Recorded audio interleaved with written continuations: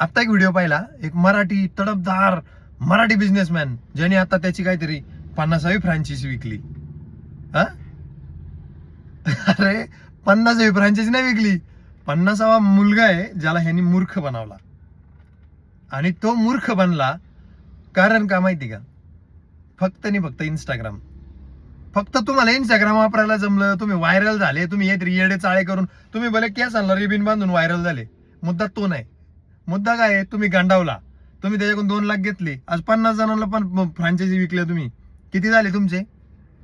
1 कोटी रुपये कमावले. घेतली फॉर्च्युनर दाखवली, त्याचीच जळावली.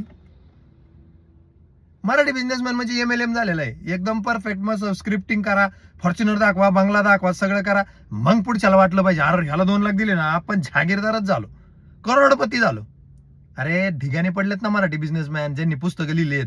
आणि तुम्ही आज आशांची पुस्तकं विकत घेता, 3-3 लाख पुस्तकं मराठी माणूस विकत घेतोय.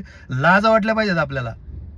आपण फॉलो करा ना अशा लोकांना, ज्यांनी आज करोडो लोकांना रोजगार दिलाय. त्यांनी पुस्तकं लिहिली, त्यांची पुस्तकं धूळ खात पडलेत. तुम्ही काय चाललंय? तुम्ही कोणाची पुस्तक वाचताय? सुधरा. आणि हे मिशन मी घेतलंय, हे सगळ्यांना बदलायचं. साथ द्या. धन्यवाद.